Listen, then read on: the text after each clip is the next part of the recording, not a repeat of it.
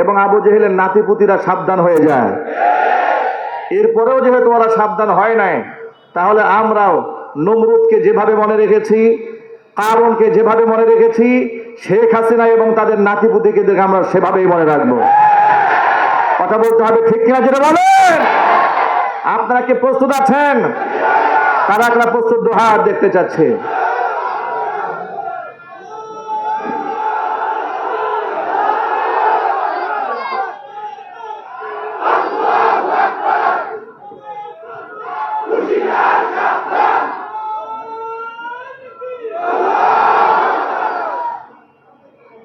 এটা নারায়ে তাকবীর আল্লাহু আকবার বললেন, এই স্বাধীনতাও তো ছিল না, ঠিক কিনা বলেন? 2018 সালে নরসিংদী রায়পুরাতে একই স্টেজে আমি এবং আল্লামা মামুনুল হক হাফিজাহুল্লাহ ছিলেন। তো সেখানে আমরা কথা বলছিলাম, এমন সময় মামুনুল হক সাহেব স্টেজে আসার আগ মুহূর্তে আমি কিছু কথা বলছিলাম, এগুলো রেকর্ড আছে, এখন ইউটিউবে দেখবেন। তো কিছু শ্রোতারা দাঁড়িয়ে আল্লাহু আকবার বলেছিল।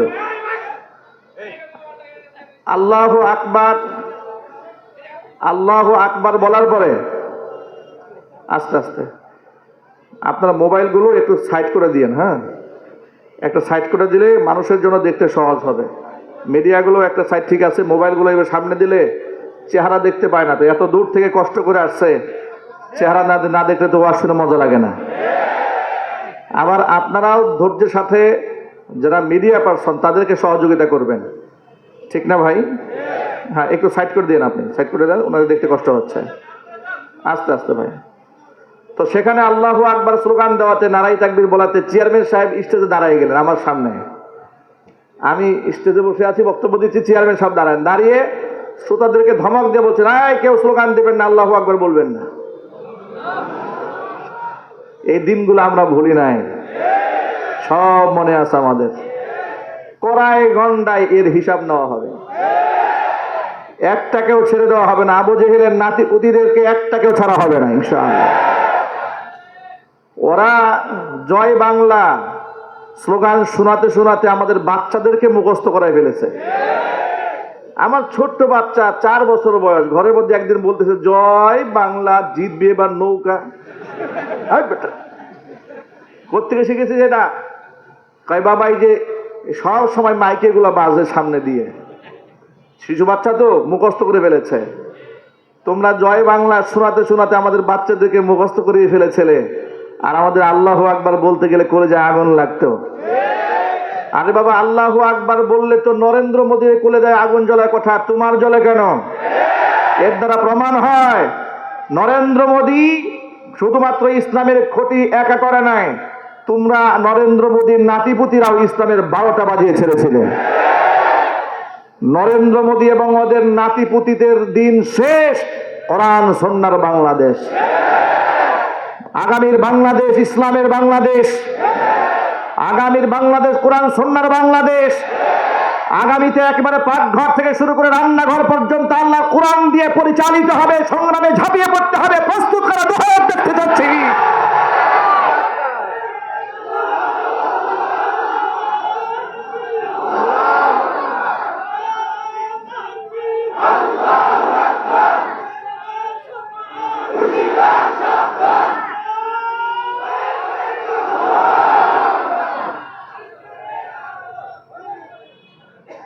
আমি আল্লামা মামুনুল হক হাফিজাহুল্লাহকে নিয়ে লাইভ দিয়েছিলাম।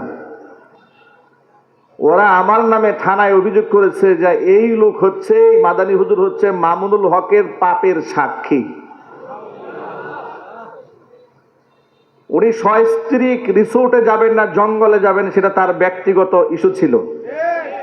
এটা নিয়ে তোমরা তামাশা করেছিলে। তোমরা যে সেঞ্চুরি করেছো সেই ইতিহাস কিন্তু আমরা ভুলে যাই না। জাহাঙ্গীরনগর বিশ্ববিদ্যালয়ে তোমরা সেঞ্চুরি করে মিষ্টি বিতরণ করেছিলে, ইতিহাস আমাদের জানা আছে। সুতরাং আমাদেরকে নিয়ে আর নাড়াচাড়া, তোমাদের দিন তো শেষ হয়ে গেছে অলরেডি। কিন্তু এখনো দেখি নেতা কর্মীরা দেশ বিদেশ ঘুরে বেড়ায় চোরের মতো, আর পাতি নেতারা ফড়িংয়ের মতো লাফায়। ফেসবুকে এদের আস্ফালন দেখলে মনে হয় এদের কোনো গার্জিয়ান নাই, এদের দিমাগ নষ্ট হয়ে গেছে। এদেরকে বলবো মাসুদ ভালো হয়ে যাও, কথা বলে না ভাই? এদের কি বলবো? মাসুদ ভালো হয়ে যাও। কি ভালো হওয়ার দরকার আছে না নাই? ভালো না হলে ভালো বানাবার ব্যবস্থা আছে না? ইনশাল্লাহ বলেন, আল্লাহ কবুল করেন। আলহামদুলিল্লাহ আলহামদুলিল্লাহ নাহমাদুহু ওয়া নাস্তাঈনুহু ওয়া নাস্তাগফিরুহু ওয়া নু'মিনু বিহি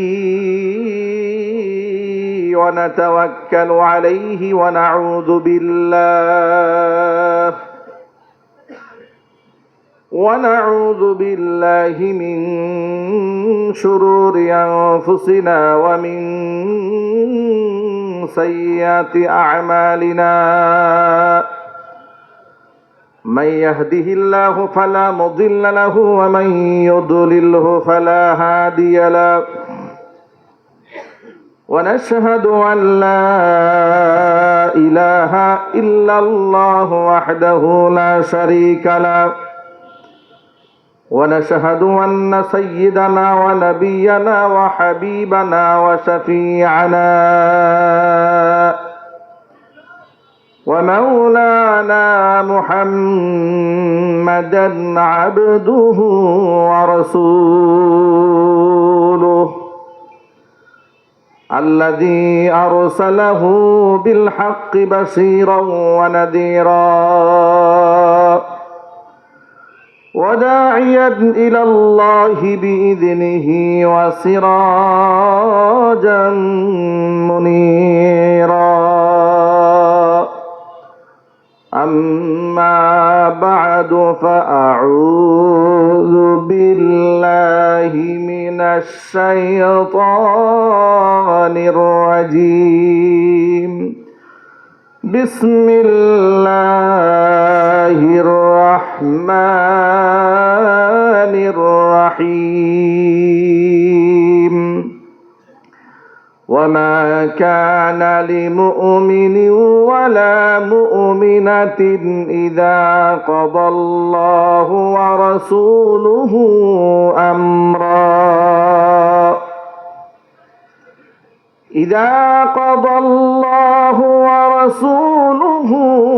أمرا أن يكون لهم الخيرة من أمرهم ومن يعص الله ورسوله فقد ضل ضلالا مبينا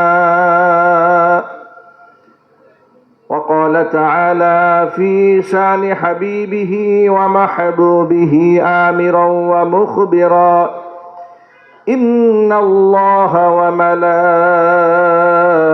وملائكته يصلون على النبي يا أيها الذين آمنوا صلوا عليه وسلموا تسليما اللهم صل على محمد وعلى آل محمد كما صليت على إبراهيم وعلى آل إبراهيم إنك حميد مجيد اللهم بارك على محمد وعلى آل محمد كما باركت على إبراهيم وعلى آل إبراهيم إنك حميد مجيد محبته জবান ছেড়ে দিয়ে সকলে মিলে কিছুক্ষণ জিকির করুন লা ইলাহা জোরে জোরে লা ইলাহা স্ট্যান্ডটা একটু আগাই দেন তো, স্ট্যান্ডটা একটু আগাই দেন ব্যাস। অপারেটর হালকা রিভার্ব দিয়ে রাখেন, একটু ভলিউম দেন, এই স্টেজ মনিটরে আওয়াজ দেন, প্যান্ডেলের ভিতরে সাউন্ড দেন। मोहब्बते ला इलाहा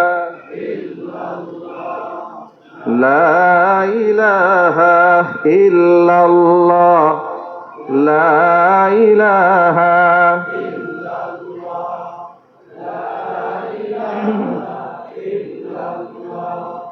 ला इलाहा इल्लल्लाह ला इलाहा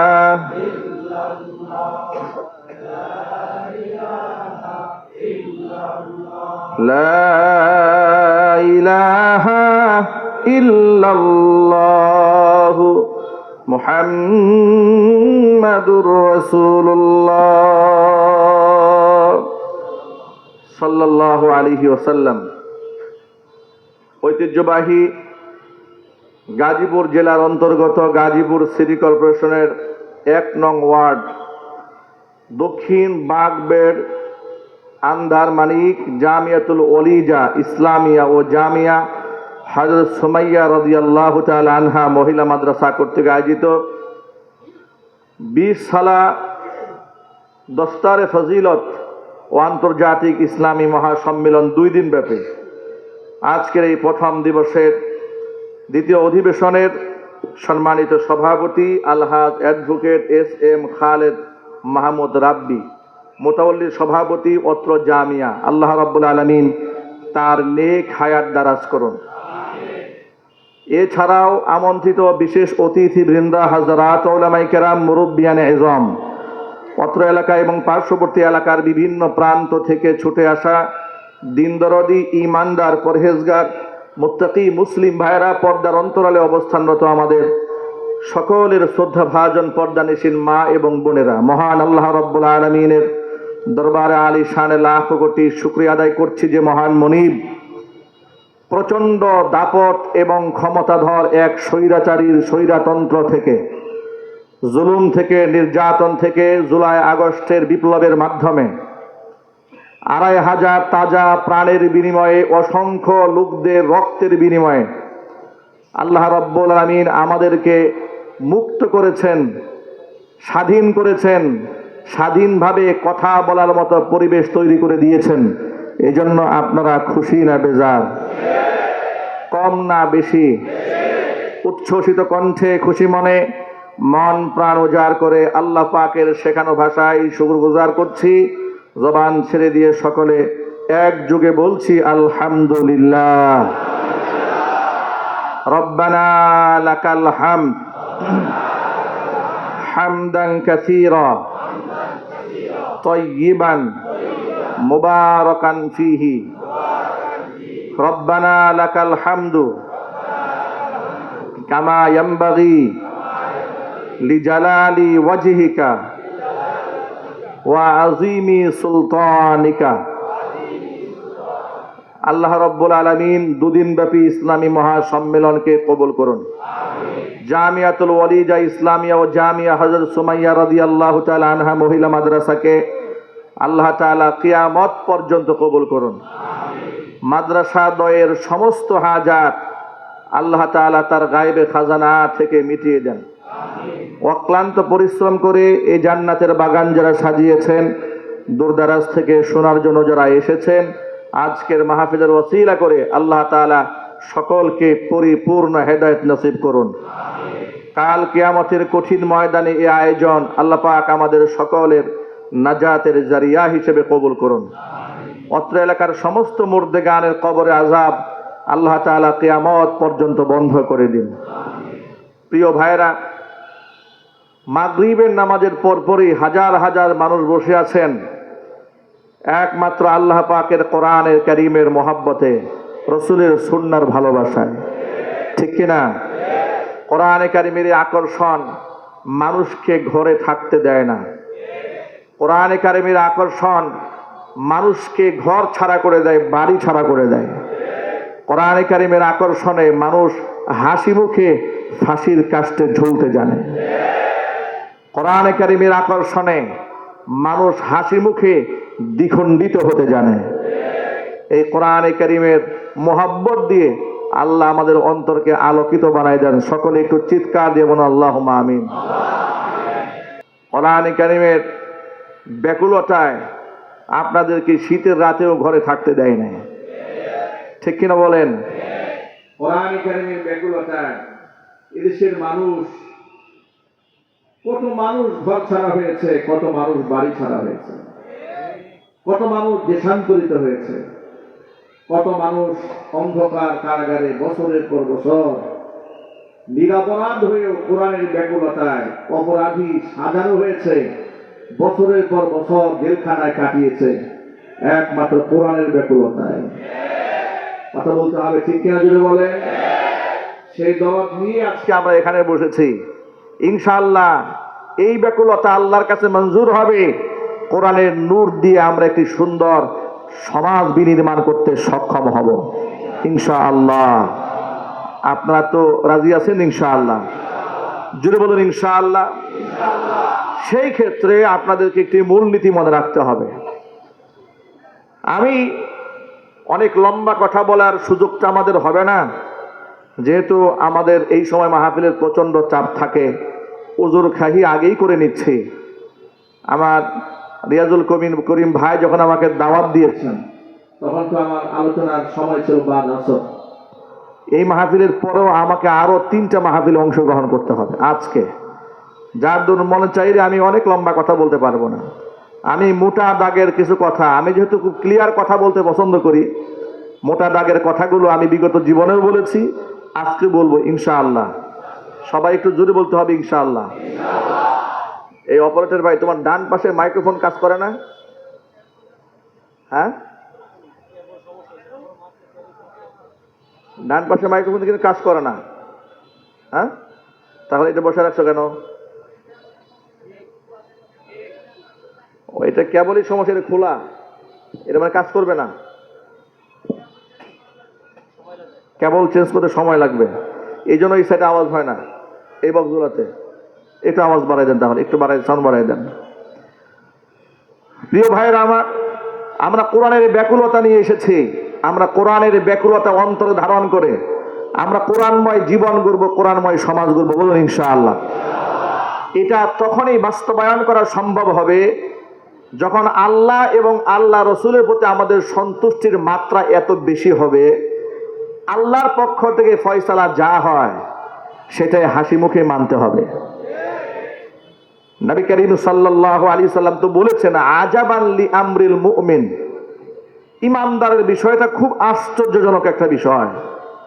ইন্না আমরাহু কুল্লাহু লাহু খাইরুন, ইমানদারের সব বিষয় তার জন্য কল্যাণকর হয়ে যায়। সুবহানাল্লাহ বলেন। আচ্ছা, একজন মানুষের জীবনে কি সব কিছু ভালো হয় নাকি?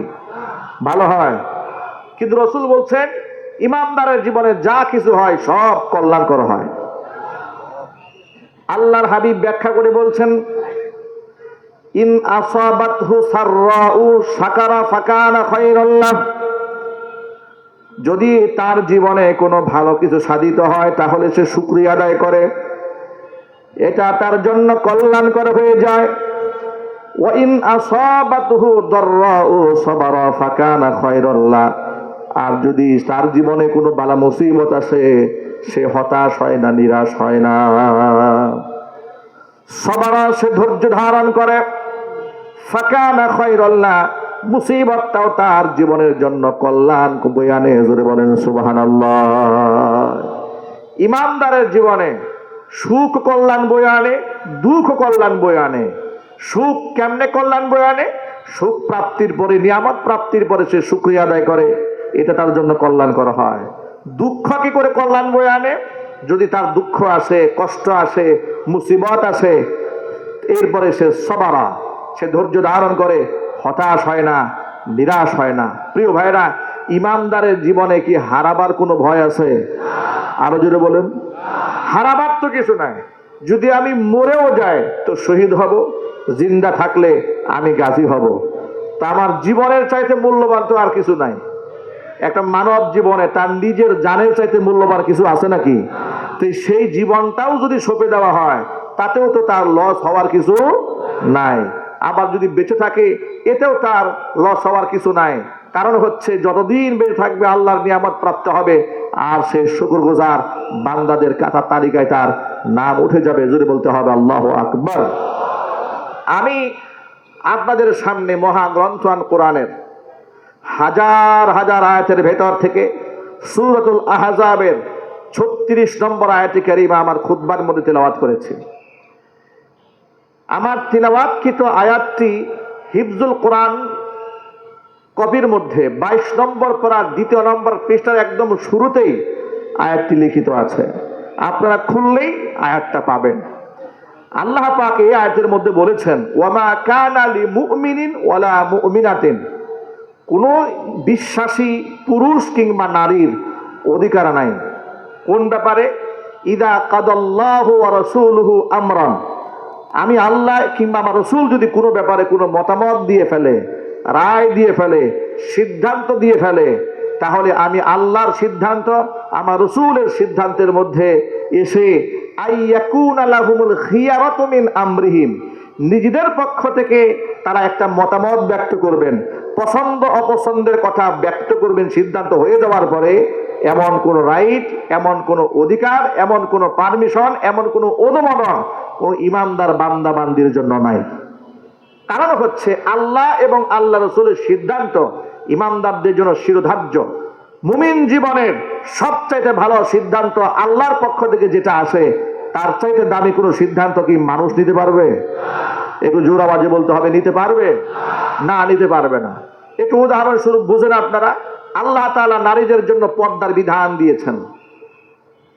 আল্লাহ সুবহানাহু ওয়া তাআলা মদ খাওয়া হারাম করেছেন, জুয়া খেলা হারাম করেছেন।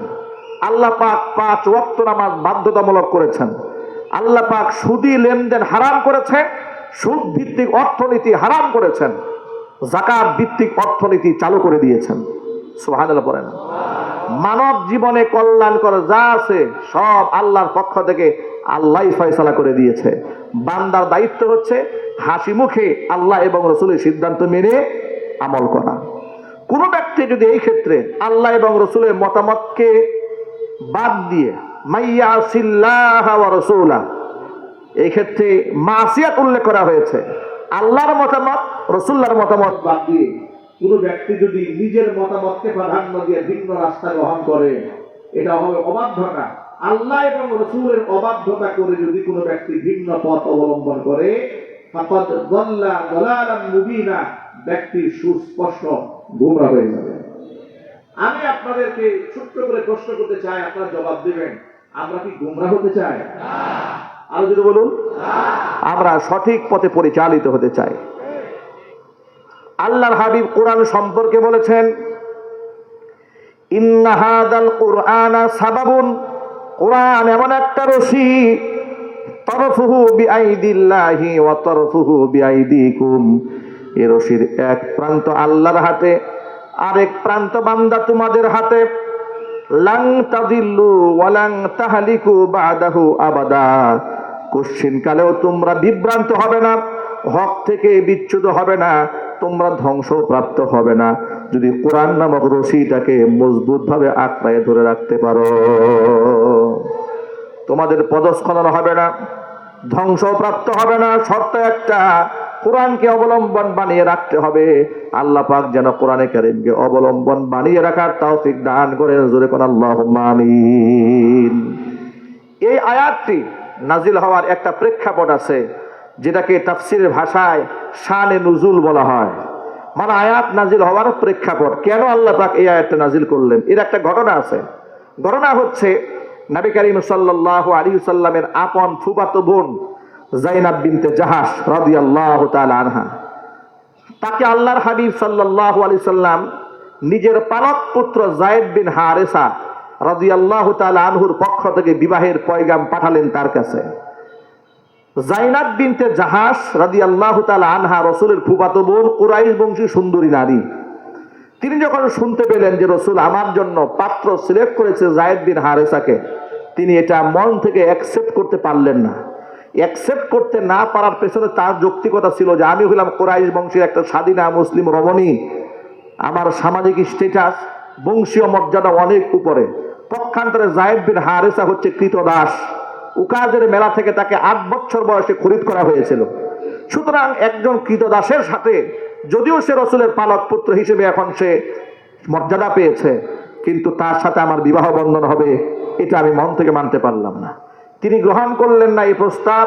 সাথে সাথে তার ভাই আব্দুল্লাহ ইবনে জাহাশ, জাইনাব বিনতে জাহাশের ভাই, তিনিও এই প্রস্তাব অ্যাকসেপ্ট করলেন না।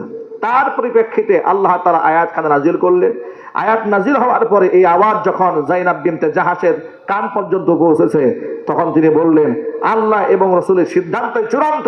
হুজুর যে সিদ্ধান্ত দিয়েছেন জাইনাব যায়েদ বিন হারিসাকে বিবাহ করতে হবে, আমি হাসি মুখে আল্লাহ এবং রাসূলের সিদ্ধান্ত মেনে নিলাম।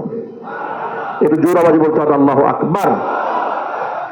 আয়াতটি মুফাসসিরিনে কেরামরা লিখেছেন, যদিও আয়াতটি নাজিল হয়েছে একটা খাস ঘটনাকে কেন্দ্র করে, কিন্তু ঘটনার হুকুম ব্যাপক। প্রত্যেকটা মুমিন মুসলমানের জীবনে আল্লাহ এবং রাসূলের সিদ্ধান্ত শিরোধার্য। এই ক্ষেত্রে কোনো যুক্তি চলবে না, কোনো তর্ক বাণিজ্য করা যাবে না। যেমন আমরা যদি আমাদের যুবক ভাইদেরকে বলি, যুবকেরা মুখে দাড়ি রাখতে হবে, দাড়ি রাখার বিধানটা ওয়াজিব। সব ফুকাহায়ে কেরাম এই ব্যাপারে একমত। দাড়ি রাখা কি জোরে বলেন তো ভাই? আর সবাইকে জোরে বলতে হবে, দাড়ি রাখার বিধানটা ওয়াজিব। 100 যুক্তি সামনে নিয়ে দাঁড়িয়ে যায়, হুজুর এখনো বয়স হয় নাই, চাকরি বাকরি করি, ব্যবসা বাণিজ্য করি, দাড়ি রাখলে মিথ্যা কথা বলা যায় না, কিন্তু যেহেতু মিথ্যা কথা বলতে হয়, এই জন্য আমি দাড়ির অমর্যাদা করতে চাই না, এই জন্য কেটে ফেলি। কি বুদ্ধি দেখছেন? উনি দাড়ির অমর্যাদা করবে না, মিথ্যা কথা বলতে হয় তো, এই জন্য দাড়ি আগে থেকেই কামায় রাখে। এরকম বুদ্ধি শুনলে শয়তান কিন্তু খুব খুশি হয়, ঠিক কিনা জোরে বলেন? দাড়ির ক্ষেত্রে হাজারো যুক্তি দাঁড় করায় দেয়, আবার না রাখার পেছনে গল্প করে বলে, হুজুর দাড়ি এত গুরুত্ব নিয়ে পড়ে আছেন আপনি, গোটা দেশ চলতেছে একদিকে আর আপনি দাড়ি নিয়ে পড়ে আছেন। আমি বলি, ভাই আমি শুধু দাড়ির কথা বলি না, এটা এক্সাম্পল বলেছি। দাড়ি, টুপি, তাসবিহ, জায়নামাজ, সুন্নতের মিসওয়াক থেকে শুরু করে সুন্নাতে নববী, বাস্তব জীবনের সকল ক্ষেত্রে আল্লাহর নবীর আদর্শগুলোকে হাসি মুখে মানতে হবে। কোন বিধানকে তুচ্ছ করা, ব্যঙ্গ করা, খাটো করা, ছোট করে দেখার কোনো সুযোগ নাই। ঠিক কিনা? আমার মায়েদের জন্য আল্লাহ তাআলা পর্দা করা ফরজ করে দিয়েছেন। নবী করিম সাল্লাল্লাহু আলাইহি ওয়াসাল্লাম বলেছেন, সালাসাতুন ক্বাদ হারামাল্লাহু আলাইহিমুল জান্নাত। 3 শ্রেণীর মানুষের জন্য জান্নাত আল্লাহ হারাম করেছেন। 1 নাম্বার হচ্ছে মুদমিনুল খামর, যারা মদ্যপান করে, তাদের জন্য আল্লাহর জান্নাত হারাম। 2 নাম্বার হচ্ছে ওয়াল আক্কু, পিতা মাতার অবাধ্য সন্তান যারা, তাদের জন্য আল্লাহর জান্নাত হারাম। 3 নাম্বার ওয়াদ-দাইয়ুসুল্লাযী ইউকিররু ফি আহলিহিল খাবাস, ওই দাইয়ুস পুরুষ, যে দাইয়ুস পুরুষ তার অধীনস্থ নারীদেরকে অশ্লীল কাজের দেখার পরেও সে প্রতিবাদ জানায় না, অন্যায়ভাবে চলাফেরা করার পরে বাধা সৃষ্টি করে না, এমন পুরুষের জন্য আল্লাহর জান্নাত হারাম। জোরে বলেন নাউজুবিল্লাহ। এখন যদি পর্দার কথা বলা হয়, যুক্তি দেখায় বলে, হুজুর ধর্মীয় গোঁড়ামিটা একটু বাদ দেন, ধর্মান্ধতা বাদ দিয়ে দেন। দেখুন, আমাদেরকে ধর্মান্ধ বলে বামপন্থীরা। আমি আপনাদের অত্যন্ত বিনয়ের সাথে প্রশ্ন করি, আপনারা বলুন তো, যারা ধর্মীয় জ্ঞান রাখে, ধর্ম পালন করে, মান্য করে, তারা ধর্মান্ধ নাকি যারা জানে না তারা ধর্মান্ধ? ধর্মান্ধতা কাকে বলে? ধর্মের ব্যাপারে অন্ধ, ঠিক কিনা বলেন? যারা ধর্মীয় জ্ঞান রাখে না তারা ধর্মান্ধ হতে পারে। ধর্মীয় জ্ঞানে যারা সমৃদ্ধ, ধর্মের জ্ঞানে যারা আলোকিত, যাদের জীবন ওহীর নির্দেশনায় পরিচালিত, তারা কখনো অন্ধ নয়, তারা আলোকিত মানুষ, ঠিক কিনা বলেন? ধর্মান্ধ তারা যারা ধর্মের কোনো বালাই যাদের জিন্দেগিতে নাই, চুরি, ডাকাতি, মিথ্যা, জেনা, বদমাশি, খুন খারাপি, ধর্ষণ, রাহাজানি, অজস্র অপকর্মে যারা গোটা জীবনটাকে ডুবিয়ে রেখেছে, তারাই হচ্ছে আসল ধর্মান্ধ। চোর নিজের চুরি কখনো স্বীকার করে না, অন্যের উপর চাপিয়ে দিতে চায়। এই জন্য ক্ষুধাদ্রোহী এবং ধর্মান্ধরা আলেমদেরকে ধর্মান্ধ বলতে চায়। আমরা যখন ধর্মের ব্যাপারে ইসলামী শরীয়তের কথা জাতির সামনে উপস্থাপন করি, তখন তারা আমাদেরকে উল্টা টিটকারি দিয়া বলে, এরা ধর্মীয় গোলামির মধ্যে আছে। একবিংশ শতাব্দীতে এসে ধর্মের নামে এত বাড়াবাড়ি চলে না। হিজবুত তাওহীদের মহিলারা রাস্তাঘাটে পত্রিকা বিক্রি করে, এমনকি বর্তমানে তারা অনলাইনে সোশ্যাল মিডিয়াতে খুব সুন্দর করে সেজে গুজে বিভিন্ন পণ্য বিক্রি করে, একেবারে সিনেমার নায়িকাদের স্টাইলে। যদি আপনি বাধা দেন, ওরা আপনাকে বলবে ধর্মীয় গুরামি ভালো নয়। কথা বুঝতে পেরেছেন? ওরা আপনাকে বলবে যে ধর্মীয় গুরামি ভালো নয়। আমি আপনাকে এখন হাদিস থেকে প্রমাণ দেব, পর্দার ব্যাপারে আল্লাহর নবীর সিদ্ধান্ত চূড়ান্ত। আল্লাহর নবী, আপনারা একটু বলেন তো, হুজুর কি গুরামি করেছেন? ইমানি প্রশ্ন, একটু জোরে বলবেন। আল্লাহ রসুল গুরামি করেছেন? আল্লাহ রসুলের চেয়ে ইনসাফ এই পৃথিবীতে আর কেউ করতে পারবে? তিনি তার স্ত্রীদের পর্দার ব্যাপারে কত কঠোরতা আরোপ করেছেন লক্ষ্য করেন। উম্মে সালামা রাদিয়াল্লাহু তাআলা আনহা হাদিসের রাবী, তিনি বর্ণনা করেছেন, আমি এবং রাসূলের আরেকজন স্ত্রী হযরতে মাইমুনা রাদিয়াল্লাহু তাআলা আনহা দাঁড়িয়ে ছিলাম রাসূলের সামনে। এমন সময় হুজুরের অন্ধ সাহাবী আব্দুল্লাহ ইবনে উম্মে মাকতুম রাদিয়াল্লাহু তাআলা আনহু আমাদের সামনে এলেন। নবীজি আমাদেরকে বলেন, ইস্তাজিবা মিনহু, তাদের থেকে পর্দার আড়ালে চলে যাও। তো ইতিমধ্যে পর্দার আয়াত নাযিল হয়ে গেছে, আমাদেরকে পর্দার আড়ালে চলে যেতে বাইরে বললেন। উম্মে সালামা বলছে, আমি রাসূলুল্লাহকে ডেকে বললাম, আলাইসা হুয়া আ'মা লা ইউবসিরুনা ওয়া লা ইয়ারিফুনা। হে রাসূল, তিনি তো অন্ধ ব্যক্তি, তিনি তো আমাদেরকে দেখতেও পারবেন না, আমাদের চিনতেও পারবেন না। নবীজি তখন আমাকে পাল্টা প্রশ্ন করে বলছেন, উম্মে সালামা বলছেন, আফা আমিয়া ওয়ানি আনতুমা আলাস্তুমা তুবসিরানি। আব্দুল্লাহ ইবনে উম্মে মাকতুম জন্মান্ধ, তোমাদের দেখতে পারবে না, কথা মেনে নিলাম। তোমরা দুইজনে তো আর অন্ধ নও, তোমরা তো অবশ্যই তাকে দেখতে পারবে। সুতরাং তোমরা অকারণে, বিনা কারণে একটা অন্ধ সাহাবীর দিকে তাকাতেও পারবে না। জোরে জোরে বলেন সুবহানাল্লাহ। পর্দার ব্যাপারে এবং পর্দার আমালের ক্ষেত্রে, নারী পুরুষের হিজাব এবং পার্টিশনের ব্যাপারে আল্লাহ নবী আমাদের জন্য আদর্শ, এছাড়া পৃথিবীর আমাদের জন্য কেউ আদর্শ হতে পারে না। কথা একটু বলতে হবে তো ভাই, ঠিক কিনা বলেন? অনেকে যুক্তি তর্ক দিয়ে বলে, হুজুর মালয়েশিয়ার মেয়েরা পরপুরুষের সামনে মুখ খুলে চলে, ইন্দোনেশিয়ার মেয়েরা মুখ খুলে চলে, ইরানের মেয়েরা মুখ খুলে চলে, ইরাকের মেয়েরা মুখ খুলে চলে। আচ্ছা, Malaysia, Indonesia, Iraq, Iran, Lebanon, France, Britain, Canada, Germany কিংবা সৌদি আরব, এগুলা কি আমাদের ধর্মের মডেল? আরো যদি আওয়াজ দিয়ে বলেন। আমাদের ধর্মের মডেল হচ্ছে কোরআন এবং সুন্নাহ। আমাদের মডেল হচ্ছে বিশ্বনবী মুহাম্মদ রাসূলুল্লাহ সাল্লাল্লাহু আলাইহি ওয়াসাল্লাম। ইতিহাস তো আপনাদের ভুলে যাওয়ার কথা নয়, আপনাদেরকে একটু স্মরণ করিয়ে দিই। এই দেশে ভাস্কর্যের নামে যখন রাস্তায় রাস্তায় মূর্তি বানানো হচ্ছিল, আলেমরা যখন প্রতিবাদ জানিয়েছিলেন, আমাদের আকাবির যারা, আমাদের বড় যারা, যারা গোটা দেশের ধর্মীয় অঙ্গনে, আধ্যাত্মিক অঙ্গনে, রাজনৈতিক অঙ্গনে যারা প্রভাবশালী, তারা রাষ্ট্রের সরকারকে বুঝিয়েছে, বলেছে, নানাভাবে বোঝাবার চেষ্টা করেছে।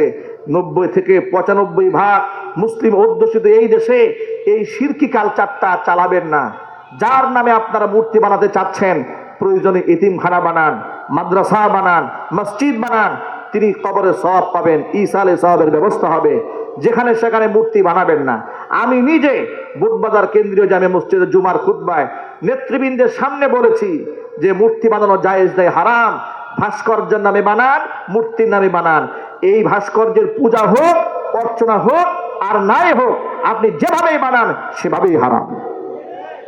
এগুলা বোঝাবার পরে আবার বিনয়ের সাথে বলেছি, মৃত ব্যক্তি রূহের মাগফিরাত কামনা করতে চান তো এতিমখানা করেন, মসজিদ করেন, ঈসালে সওয়াবের ব্যবস্থা হবে। তারা আমাদের এই বক্তব্যকে অ্যাকসেপ্ট তো করলই না, উল্টা থানায় গিয়ে পরামর্শ করে মাদানী হুজুর জাতির পিতার বিরুদ্ধে বক্তব্য দিয়েছে। তাকে এই বুটবাজার কেন্দ্রীয় মসজিদে আর জুমার খুতবা দিতে দেওয়া হবে না। ষড়যন্ত্র শুরু হয়ে গেল। পরের দিন থেকে, পরের জুমা থেকে দেখি একের পর এক শুধু মসজিদে পুলিশ আসে। এক জুমায় আসে, 2 জুমায় আসে, 3য় জুমায় আসে, পুলিশ মসজিদে ঘেরাও করে রাখে। পুলিশ প্রশাসন লোকদের জিজ্ঞেস করলাম, ভাই এত মানুষ আপনারা কেন মসজিদে এসেছেন? আমাকে প্রশাসনের লোকেরা বলল, হুজুর আপনার নিরাপত্তা দেওয়ার জন্য আসছি। আমাকে নিরাপত্তা দেওয়ার জন্য মসজিদে পুলিশ এসেছে। অন্য দিক থেকে আমি যে বাসায় ভাড়া থাকতাম গাছাতে, আমার বাড়িওয়ালাকে বলে এসেছে, আপনার বাসায় মাদানী হুজুর যেন উঠতে না পারে। উঠলে কিন্তু আপনি সহ মামলা খাবেন। কথা বুঝতে পেরেছেন? এর মানে হাইকমান্ড থেকে নির্দেশ দেওয়া হয়েছে আমাকে গাজীপুর থেকে উচ্ছেদ করবে, মসজিদ থেকে তাড়াই দেবে। সর্বশেষ তাকে বললাম যে ভাই এক কাজ করেন, আপনার তো আমাকে নামাজ পড়াতে দিতে চাচ্ছেন না, আমার নামে একাধিক মামলা দিয়ে দিবেন, আমাকে হয়রানি করছেন, একটা কাজ করেন, আমি একটা জুমা পড়িয়ে আমার মসজিদের মিম্বার থেকে এত বছর নামাজ পড়িয়েছি, অন্তত মুসল্লিদের কাছ থেকে বিদায় নিয়ে যায়। আমাকে ডিরেক্ট বললো না আপনি বিদায় নিতে পারবেন না, বিদায় নিতে গেলে মসজিদে একটা হট্টগোল লাগবে, আপনার ভক্তরা মিছিল নিয়ে দাঁড়ায় যাবে, সুতরাং আপনি বিদায় নিতে পারবেন না, আপনি চুপচাপ চলে যাবেন, একবারের জন্য মসজিদে আসবেন না, যদি আসেন পরিস্থিতি যদি খারাপ হয় এজন্য আপনি দায়ী হবেন। আমি সসম্মানে সেখান থেকে চলে গেলাম। 4 বছর পরে জুমার মসজিদে আসলাম। মনে এত ব্যথা সেদিন পেয়েছিলাম যে কোনো অন্যায় করলাম না, অপরাধ করলাম না, চোরের মতো পালিয়ে গেলাম, নিজের কাছে খুব অপরাধী মনে হলো। আর মনে মনে ভাবলাম এই দিন দিন নয়, দিন আরো আছে। অতিলকাল আইয়ামু নুদাবিলুহা বাইনান নাস, দিন তো আল্লাহর হাতে, এটা আল্লাহ যে কোনো সময় ঘুরাই দিতে পারে।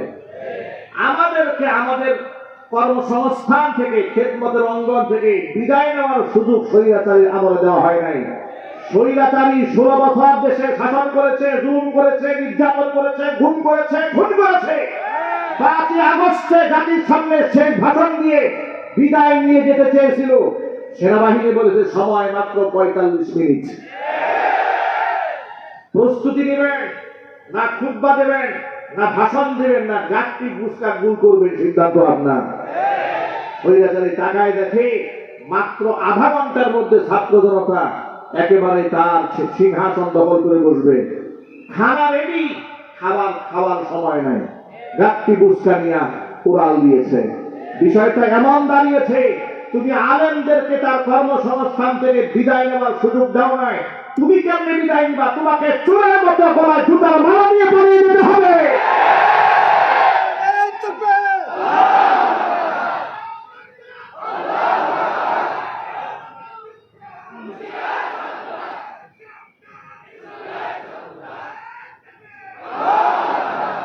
ওদের আমলে হক্কানি আলেম ওলামাদেরকে ওরা শত্রু বানিয়ে রেখেছিল, আর বেঈমান মুনাফিক কাফেরদেরকে ওরা বন্ধু বানিয়ে রেখে দিয়েছিল।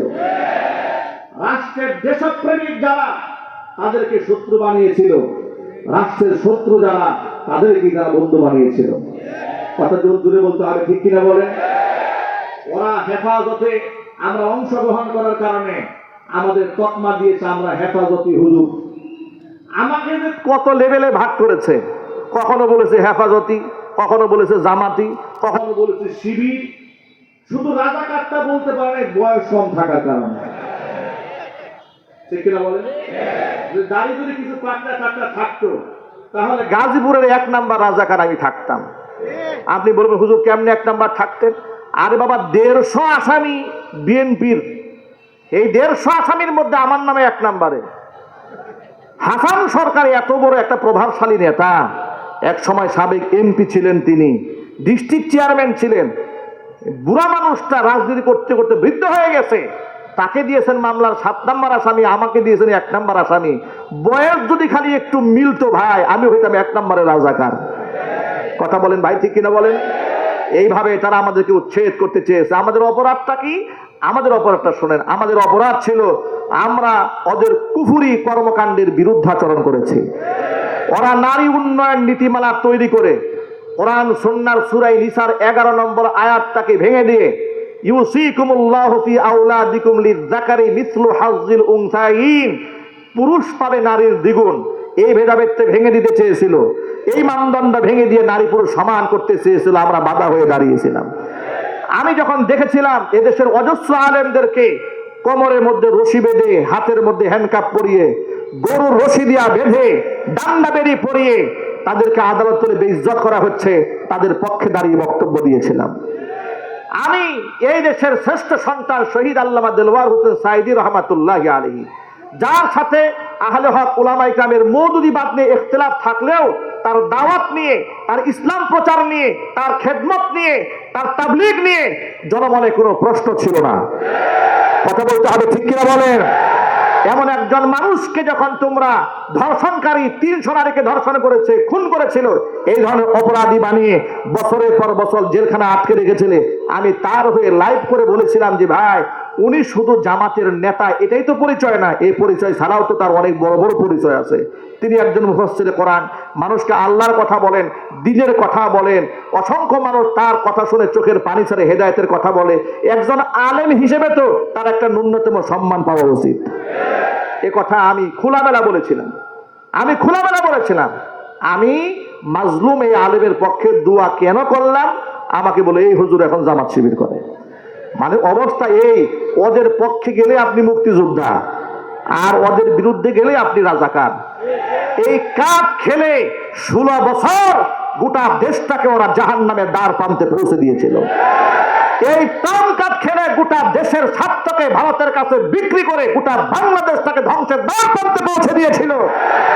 আল্লাহর গজবে, আল্লাহ পাকের লানতে, আলেমদের চোখের পানিতে এমনভাবে বেইজ্জত হয়েছে, পৃথিবীর কোন শাসককে 300 এমপি নিয়ে এক রাতে পালিয়ে যেতে হয় না, কথা বলতে হবে, ঠিক কিনা?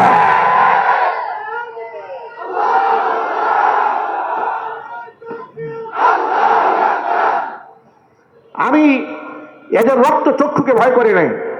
ওরা আমার নামে একাধিক মামলা দিয়েছে, মাহফিল স্টেজ থেকে ধরে নিয়ে মামলা দিয়েছে, আমার পকেটে ককটেল বোমা পাওয়া গেছে, এরকমও সাজিয়েছে। এত মামলা দেওয়ার পরে যখন জবান বন্ধ করতে পারে নাই, আমাকে এলাকা ছাড়া করেছে। আমার প্রিয় ভাইয়েরা, মনে রাখবেন ইমানদারদের জীবনে বিপদ আসবে, কিন্তু তাই বলে হতাশ হওয়ার কিছু নাই। কারণ যারা আল্লাহর জন্য কথা বলে তাদের কোনো ভয় নাই। কি বলেন আপনারা? ওরা কিন্তু সব আলেমের শত্রু ছিল না। আমরা যখন জেল খাটি, জরিমানা দেই, তখন এই বাংলাদেশের কিছু আলেমরা ওদের মাথার মুকুট ছিল। এমনকি জাতীয় সংসদে দাঁড়িয়ে ওরা বলেছে কোন হক্কানি আলেমকে গ্রেফতার করা হয় নাই। যাদেরকে গ্রেফতার করা হয়েছে সব ধর্ম ব্যবসায়ীদেরকে গ্রেফতার করা হয়েছে। এখন আপনারা বলেন, যাদের গ্রেফতার করা হয়েছিল তারা ধর্ম ব্যবসায়ী? ইমানদারের মতো জবাব দেবেন। আল্লামা মামুনুল হক ধর্ম ব্যবসায়ী, জুনায়েদ আল হাবিব ধর্ম ব্যবসায়ী, সাখাওয়াত হোসেন রাজি ধর্ম ব্যবসায়ী, রফিকুল্লাহ মাদানী ধর্ম ব্যবসায়ী, এরপরে আজিজুল হক ইসলামাবাদী ধর্ম ব্যবসায়ী। এমন শীর্ষ আলেমদের নামে তালিকা তৈরি করেছিলে, দুর্নীতি দমন কমিশনে তোমরা জমা দিয়েছিলে, এমনকি মানুষের সামনে তাদেরকে খাটো করেছিলে, বেইজ্জত করেছিলে। বিচারপতি, সাবেক বিচারপতি কালামানিক আলেমদের নামে এই চক্রান্ত করেছিল। আল্লাহ তাআলা, আহারে সুবহানাল্লাহ, আগে কোন সুবহানাল্লাহ, আল্লাহু আকবার বলেন। কোরআন মাজিদের একটা আয়াত আমার মনে পড়েছে। আল্লাহ পাক বলেন, আফাতুমিনুনা বিবাদিল কিতাবি ওয়া তাকফুরুনা বিবাদ ফামা জাযাউ মান ইয়াফআলু যালিকা মিনকুম ইল্লা খিজিয়ুন ফিল হায়াতিদ দুনিয়া ওয়া ইয়াউমাল কিয়ামাতি ইউরাদ্দুনা ইলা আশাদ্দিল আযাব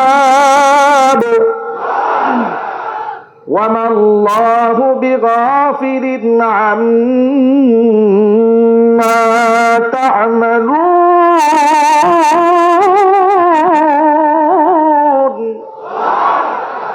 আল্লাহ পাক বলেন, আমার নাজিলকৃত বিধানের কিছু অংশের ঈমান আনবে আর কিছু অংশ করবে অস্বীকার। এই যদি হয় তোমাদের কারো চরিত্র, ফামা জাযাউ মাইয়া ফাআলু যালিকা মিনকুম ইল্লা খিজিয়ুন ফিল হায়াতিদ দুনিয়া, দুনিয়াতে তাকে লাঞ্ছনা গঞ্জনা তাকে পোহাতে হবে। ওয়া ইয়াউমাল কিয়ামাতি ইউরাদ্দুনা ইলা শাদ্দিল আযাব, কিয়ামতের দিন তাকে আরো কঠিন শাস্তির সম্মুখীন করা হবে। তোমাদের কৃতকর্ম সম্পর্কে আমি আল্লাহ উদাসীন নই, গাফিল নই। ঠিক কিনা বলেন? 116 জন আলেমের নামের তালিকা, যে সাবেক বিচারপতি শামসুদ্দিন চৌধুরী কালামানিক, যার নেতৃত্বে হয়েছিল, আহারে দেশটা স্বাধীন হতে না হতে কালামানিকের যে কি কালা দশা, কলা পাতার মধ্যে শুয়ে আছে। আহারে মনে হচ্ছে ওর চাইতে বড় ইতিম এই দেশে আর কেউ নাই। অথচ দুদিন আগে ওর হুঙ্কারে টেলিভিশনের টক শো ফাটিয়ে ফেলেছে। কথা বলতে হবে তো ভাই, ঠিক কিনা বলেন? আলেমদেরকে বেইজ্জত করেছে, প্রত্যেকটা কাজের একটা রিয়াকশন আছে না ভাই, সাইড এফেক্ট আছে না নাই?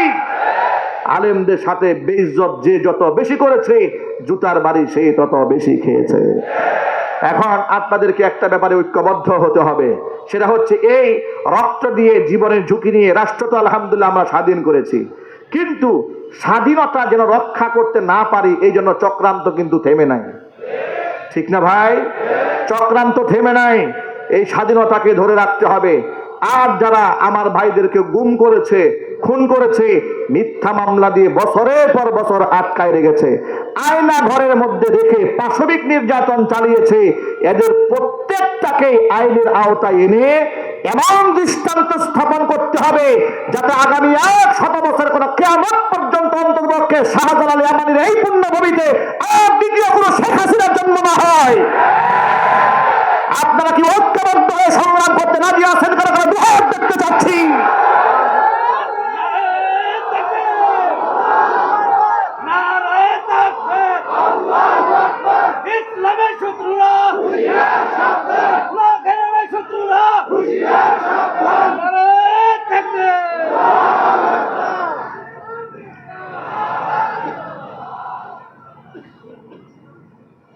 মনে রাখবেন, এই দেশে ইনশাআল্লাহ আর শেখ হাসিনা তৈরি হবে না। উবাইদুল কাদেরের মতো মানুষ এই দেশে আর জন্ম যদি আমরা দেব না ইনশাআল্লাহ। আমরা কোন নরেন্দ্র মোদীর নাতিপুতির সাথে আমরা আপোষ করব না। অন্তর্বর্তীকালীন সরকারকে বলছি, আপনাদের নমনীয় আচরণে আমরা ব্যথিত, আমরা দুঃখ ভারাক্রান্ত, আমরা ক্ষুব্ধ। আলেমদেরকে ডান্ডা বেরি পরিয়ে আদালতে তোলা হয়েছে, আর গণহত্যাকারীরা দেখি জামাইয়ের মতো হাসতে হাসতে প্রিজন ভ্যান থেকে নামে। খুনিদের সাথে এত পীড়িত এই জাতি মানবে না। যদি গণ অভ্যুত্থান আপনাদের চক্রান্তে ব্যর্থ হয়, হাসিনা এবং তার নাতিপুতিদের যে আচরণ হয়েছে, যে পরিণতি হয়েছে, তার থেকেও ভয়ঙ্কর পরিণতি তাদের হবে। সুতরাং এদেরকে প্রত্যেকটাকে তালিকাভুক্ত করতে হবে। যদি এদেরকে আগে থেকে কঠোর হস্তে দমন করা যেত, যেমন কুকুর তেমন মুগুর দেওয়া হতো, তাহলে আজকে গোটা দেশের এই নৈরাজ্যকর পরিস্থিতি সৃষ্টি হতো না।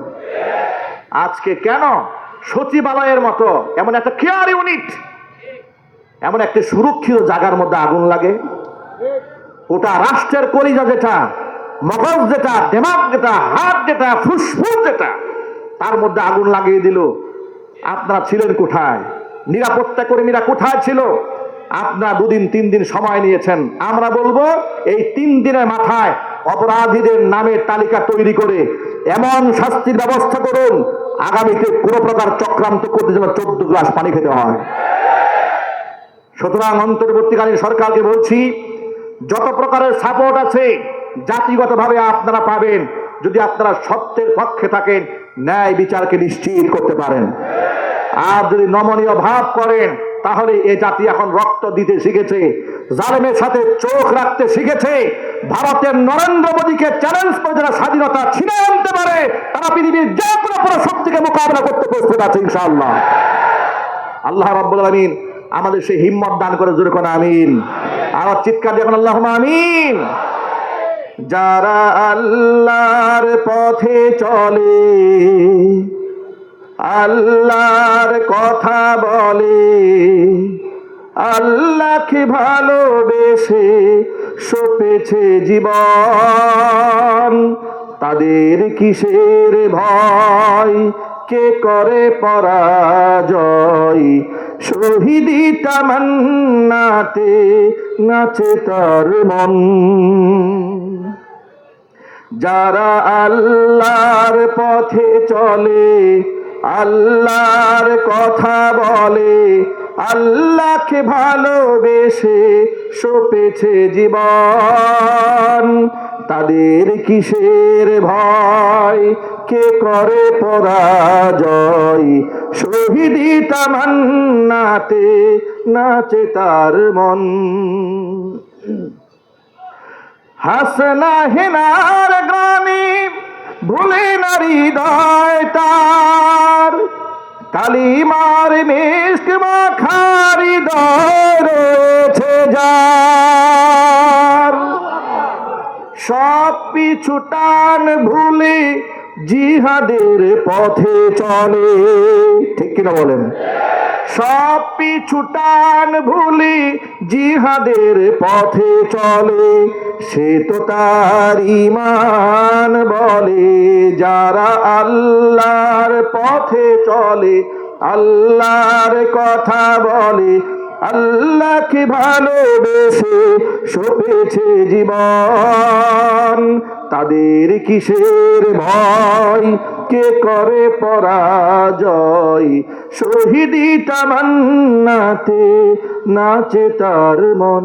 যারা আল্লাহর পথে চলে, আল্লাহর কথা বলে, আল্লাহকে ভালোবেসে সপেছে জীবন, তাদের কিসের ভয়, কে করে পরাজয়। শহীদি তামান্নাতে নাচে তার মন। আসসালামু আলাইকুম রহমতুল্লাহি।